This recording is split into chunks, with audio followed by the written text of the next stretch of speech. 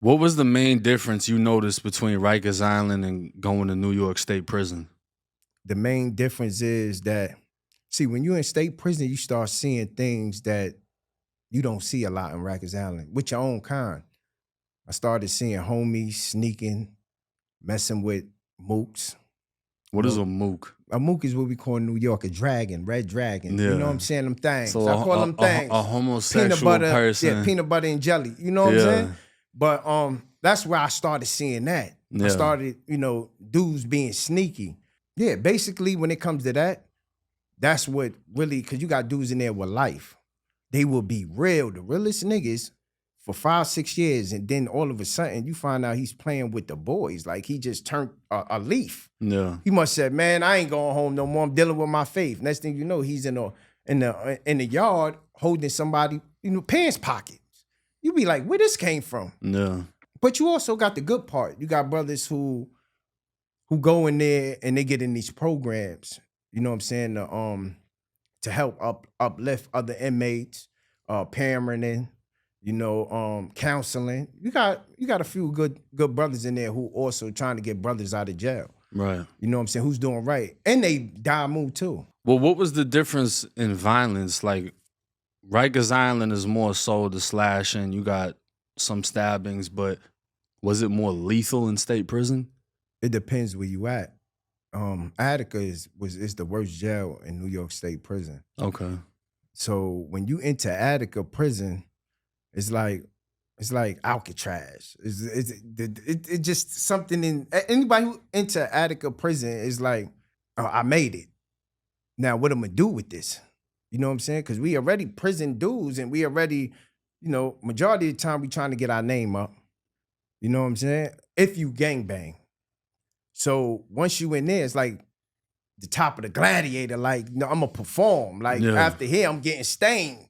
You know what I'm saying? Because this is like this is the most gangster point I can get You to. had dudes running, beating up police in there, running in towers, trying to take over the jail. Salute the what's his name? It's a brother. He just came home, man. He ran up in the towers, fighting, beat up the police. Moshe. One of the hats, Moshe, salute to Moshe, came out here. But look at it, he did all that and came out here and he's successful. The right way, out there in these streets teaching these kids, man. But he was running up in the tower, fucking the police up. They did it. And I'm gonna keep it, I used to think, if I have to do it, I have to do it. But I'm happy that I never had time like them. We're talking about people who got 20, 30 years to life. It's a different ball game when you got a little 5 or 10 years. Yeah. It's a possibility you're gonna see the streets. And then it's also dealing with support. That's what kept me from not doing anything that's too outrageous. My mother, she's there. You know what I'm saying? Mama Love wasn't there, it would have been. Yeah, you still had hope. Thank you. You know what I'm saying? My mom's was there, my brother was alive, he was young. You know what I'm saying? And I'm in the yard with my pops. So picture you being Tell me how that is. That shit used to hurt my pops, homie. Yeah. You know what I'm saying? What was it like the first time y'all seen each other in state prison? Yo, this is crazy. I was in something called Clinton Annex, right? Clinton Annex, it popped off. My pops was next door. They got Clinton Annex and they got Clinton Main. Okay. So they had me in Clinton Annex, and it's like a medium, something, but it gets lit.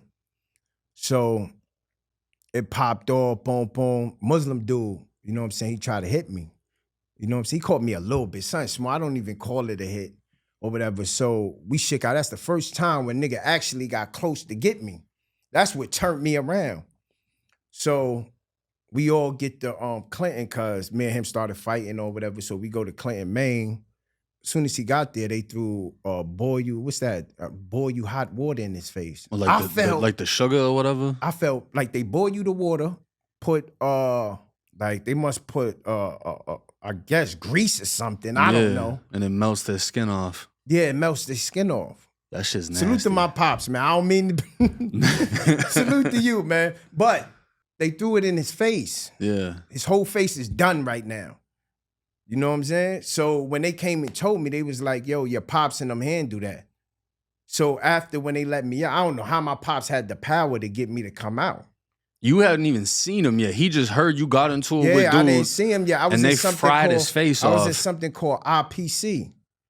You know, we're gonna correct it. They got PC, Yeah. and they got IPC. IPC mean involuntary protective custody. Okay. That mean they force you to go in there just cause Like an under incident happened. an investigation, basically? Yeah, investigation. Right. So they had me in there. And they had him in there too, but I couldn't see him. Mm.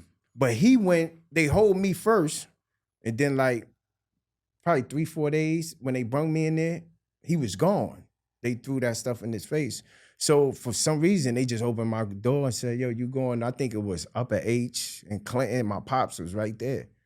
But he was right there. And he just was like, it was sad because he older and it hurt him. And at that time, my pops had life. And is he seeing you with the scars from the gunshots and everything? Yeah, my pops always, he never wanted me to live this life.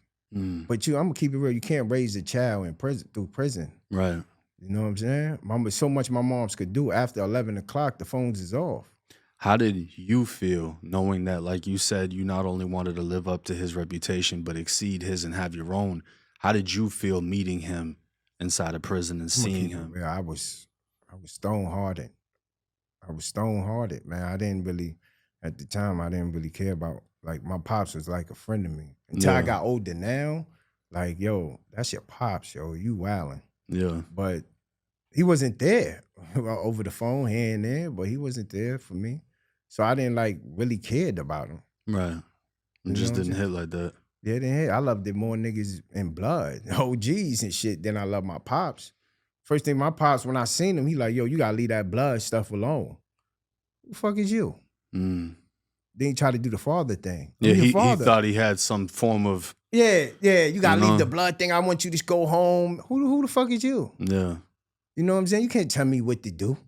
And what's so crazy about it, I blew the spot just because of him. I blew the spot, mean get out the jail. Mm. Just because of him.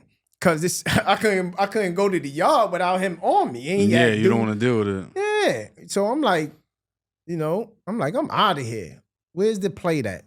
So when the plate came, I took care of that. I'm blowing the spot. Mm. So, and then he came home. He beat his, went, whatever that, the last courts or whatever, and he didn't get acquitted or anything. They just let him go home. Oh, he's home now? Yeah, my pop's home now. He haven't been home. I mean, he haven't been back. Would he ever want to share his story? Yeah, I'll let him. I'll put you in contact. That might be his a big story one. Crazy, and he was one of he's known for like law work, for bringing a lot of people, like people home, getting them home. Like a jailhouse lawyer. Yeah, he was a big, like, known jailhouse lawyer. You know, and that's why I got, at the beginning, that's where I got my rap from. Right. My pops and my uncle. My uncle was dangerous too. That's deep. But I wanna take this in a different direction. Right, let's go. So out of the craziest things you've seen in prison, have you ever seen somebody stick a Puerto Rican flag into the middle of the yard and attack every black person in sight?